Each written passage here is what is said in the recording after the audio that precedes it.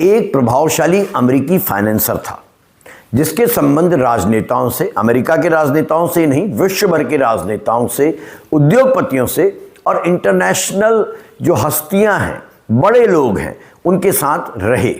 2008 में अमेरिका के फ्लोरिडा पर उस पर लगे गंभीर आरोपों के बावजूद उसे बहुत हल्की सी सजा सुनाई गई। आरोप क्या था कि वो नाबालिग लड़कियों का उपयोग करता था अपने व्यापार के लिए, राजनेताओं को खुश करने के लिए।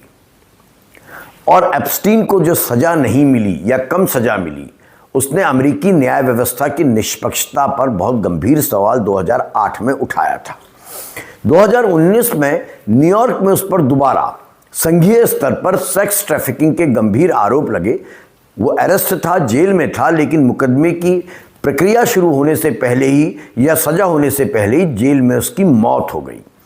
उसकी मौत को लेकर बड़ी चर्चाएं हैं, कैसे हुई, क्या हुई। फिलहाल आधिकारिक रूप से बताया गया कि उसने आत्महत्या कर ली है। एप्स्टीन की मौत के बाद सवाल और गहरे हो गए। क्या वो अकेला था? वो ये जो बिजनेस करता था, नाबालिग लड़कियों का शोषण करता था, उनको अपने हितों के लिए राजनेताओं के आगे, प्रभावशाली व्यक्तियों के आगे, एक्टर्स के आगे परोसता था, उस सब में क्या वो अकेला था या कोई सिंडिकेट काम कर रहा था?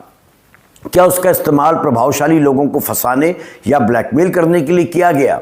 ये बहुत बड़ा प्रश्न अमेरिका की राजनीति में इन दिनों चल रहा है कि एप्स्टीन के पास ऐसी फाइल्स हैं बड़े राजनेताओं के बारे में, जिनके थ्रू वो फाइल्स से मतलब है वीडियोस हैं, चैट्स हैं, जिनके जरिए वो इनको ब्लैकमेल करता था।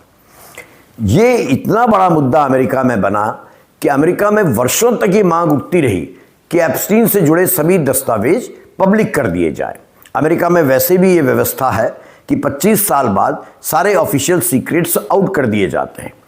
एप्स्टीन से जुड़े जो दस्तावेज हैं वो कोई ऑफिशियल सीक्रेट नहीं थे, लेकिन जनता इतनी नाराज थी, इतनी ज़्यादा बातें वहाँ हो रही थी कि राष्ट्रपति डोनाल्ड ट्रंप ने अंततः यह निर्णय लिया कि एक ट्रांसपेरेंसी कानून के जरिए, ट्रांसपेरेंसी एक्ट के जरिए, पारदर्शिता के जरिए सारे के सारे एप्स्टीन से रिलेटेड डॉक्यूमेंट्स, ईमेल्स, वीडियोस, जो कुछ भी हैं, वे सबको सार्वजनिक कर दिया जाए। और यहीं से भारत का संकट शुरू होता है। और भारत में इन दिनों जो बेहद निचले स्तर की बातें, घटिया बातें एक चुने हुए प्रधानमंत्री के बारे में कही जा रही हैं, वो इसी से जुड़ी हैं।